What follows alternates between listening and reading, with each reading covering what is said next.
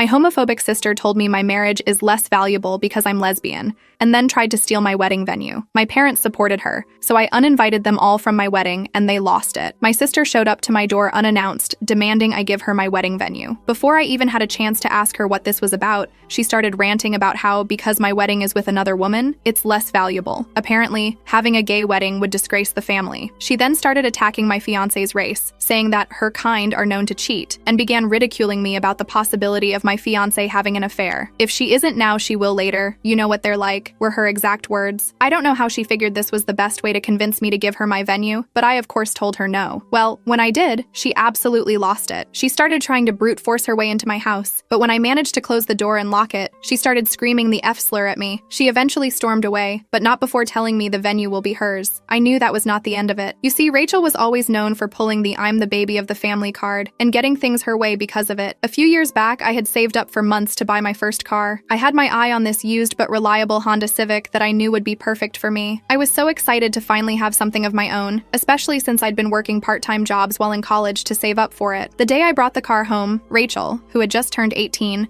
was immediately all over it. She didn't ask if she could sit in it or take it for a spin. She just assumed it was something we would share. She said my car was too cute and asked if she could take it to the mall that night. I laughed, thinking she was kidding, but Rachel didn't laugh. She pouted and folded her arms across her chest like a child. She said it wasn't fair that I was the only one who got to drive it since she didn't have a car yet. I explained that I'd worked hard to afford it and that I needed it for work and school, but she wasn't having any of it. She stormed off to our parents. That night, my parents sat me down for a talk. My mom told me that she knew that the car was mine and explained that it would help them out if we shared that car since Rachel didn't have hers yet. When they said I wasn't budging, they offered to pay the insurance if I let Rachel drive it. I still didn't want to accept it, but I felt like I didn't have much of a choice. My dad chimed in and said that I'd get more opportunities to work and save up, and Rachel was just starting out. I had to let Rachel use my car whenever she wanted. She ended up treating it like her own and barely even said thanks. And my parents made me out to be the selfish one for not wanting to share with my little sister. A few days after Rachel showed up at my house, I got a call from my mom asking me to come over for dinner. She didn't say much, but I could tell from her voice that this was going to be one of those dinners. I went over that night, and sure enough, after a painfully awkward meal, my mom cleared her throat and said Rachel told them about the venue. I asked what she told them, and they said that Rachel and Matt had been struggling to find a venue, and it was really important to them since this was a big step in their relationship. I nodded. She went on to say that our vineyard would be the perfect location for them since it was their first wedding, especially since it was a traditional wedding. The sentence hit me like a ton of bricks. My wedding didn't matter as much to them either because it wasn't between a man and a woman. I was stunned, but I shouldn't have been. My parents had always quietly disapproved of me being with my fiancée Lisa. They never said it outright, but their subtle digs and passive-aggressive comments about my lifestyle choices always gave it away. And now, they were outright telling me that my sister Rachel's wedding was more important because it was traditional. I explained to them that I picked out the venue a year ago. Lisa and I have been planning our wedding around that vineyard. We're not giving it up. My mom sighed, and my dad shook his head. My mom said I should let Rachel have her moment. I couldn't believe what I was hearing. I laid my silverware on the table and told them that I was not giving up the venue, and if Rachel wanted a vineyard, she could find another one. They looked at me like I was being completely unreasonable. My mom even had the audacity to say, "Just think about it, okay?" I didn't need to think about it. I walked out that night knowing that they were never going to see my wedding as important, but I wasn't going to let them ruin it for me. A few days later, Lisa and I got a call from our wedding planner. The woman sounded confused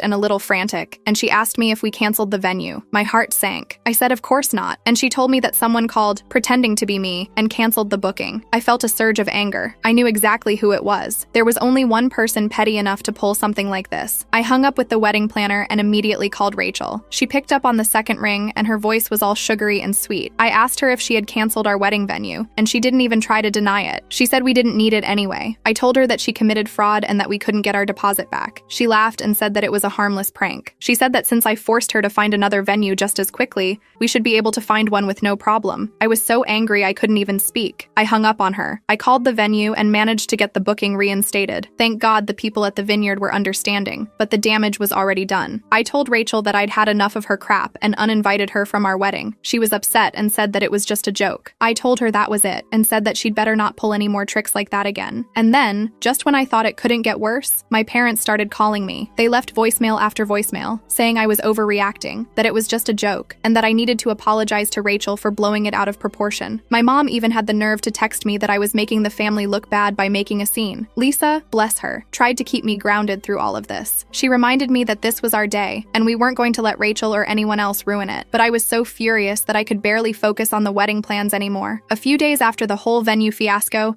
I thought things had finally settled down. I had uninvited Rachel, and after the calls from my parents, things went quiet for a bit. One evening, as I was winding down after work, my phone buzzed. It was my cousin Leah. We weren't super close, but she was one of the few family members I actually liked, so I picked up. There was a pause, and I immediately knew something was off. She said that she didn't want to get involved in all the family stuff, but thought I should know what was being said. She said that Rachel's been talking to everyone. She's telling the whole family that I'm being selfish and dramatic, and that I uninvited her from the wedding because I can't handle the fact that her wedding is more important. She's saying I'm jealous that her marriage is the one our family cares about since me and Lisa are not traditional marriage partners. She's basically making it sound like I'm the one who's trying to cause all this drama, Leah continued. She's been going around saying that I don't want her at the wedding because I'm jealous of her relationship with her fiancé Matt, and that's why I uninvited her. Rachel didn't even mention to them that she was trying to sabotage my venue or that she wanted the venue in the first place. I made sure to tell Leah that, and she said that she believed me, but I knew how our family was. Since Rachel was the youngest, they were eating it up. Leah said she had even heard some people say they didn't know if they should come to my wedding anymore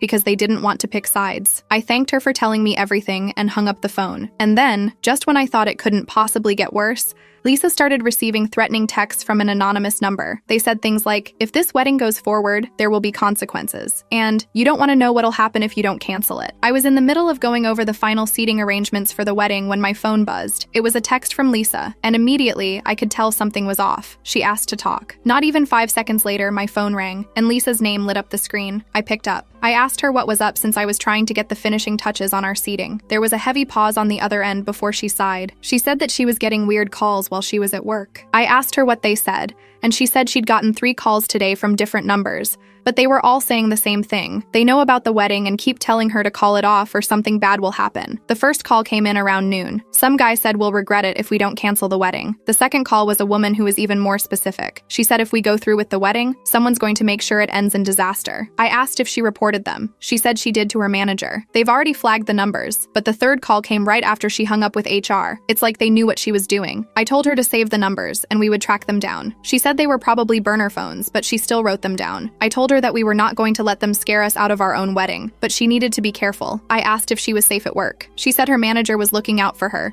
but she was more worried about me. What if they try to pull something at home? Or worse, at the wedding? She asked me. I told her I'd make sure someone was watching the house no matter what it cost. We're not going to let anyone ruin this day for us. I told her I loved her and got off the phone. The knot of fear in my stomach only tightened. Lisa was terrified. And honestly, I was too. But I wasn't going to let these threats scare us out of our own wedding. We reported the messages to the police and hired extra security for the event. I wasn't going to let Rachel or anyone else bully us out of the day we had planned. A week before the wedding, Rachel and my mom showed up at my house. They were banging on the door like they owned the place, and I should have known better than to let them in, but I didn't want a scene on my front porch. They didn't waste any time. My mom looked me dead in the eye and said I needed to cancel this wedding and that it was embarrassing for the family. My mom said, "Do you really want people to know that you're having a lesbian wedding? Do you know what that's going to do to our reputation?" I couldn't believe what I was hearing. My mother was standing in my living room telling me that my marriage was an embarrassment to her. I told her I wasn't canceling anything, and if she was ashamed of me, that was on her. She didn't have to come to the wedding either if she was going to cause drama. I told her I only wanted people who fully supported me and Lisa there anyway, especially after the threats we received. My mom exploded. She started yelling about how ungrateful I was, how I was ruining Rachel's life, how I was making the whole family look bad. Rachel just stood there, soaking it all in, clearly loving every second of it, but I didn't care anymore. I kicked them out of my house and told them they weren't welcome at the wedding, and that was that. The day of the wedding finally arrived a week later. Lisa and I were nervous but excited. We had security at the venue, and thankfully, no one tried to crash it. Our closest friends, some extended family who actually supported us, and our chosen family were there to celebrate. It was beautiful. We exchanged vows, and for a moment, all the drama faded away. It was perfect. But then, during the reception, one of my cousins pulled me aside and handed me her phone. On the screen was a live video Rachel had posted that morning. She wasn't at the vineyard. She was at the courthouse getting married. I was confused at first, but then it hit me that Rachel had eloped. She never even wanted the vineyard. She just wanted to ruin my wedding. After she eloped, she tried to throw a last-minute reception at my parents' house. But guess what? Hardly anyone showed up. Even most of the extended family thought she had gone too far and wanted nothing to do with her drama. It was a bitter pill to swallow, but in the end, Lisa and I had the wedding of our dreams. And now, a few months later, I've cut off contact with my parents and Rachel. They still try to reach out, acting like I'm the one who overreacted, but I'm done with their toxic behavior. As for Lisa and me, we're happier than ever, building our life together, surrounded by people who actually love and support us.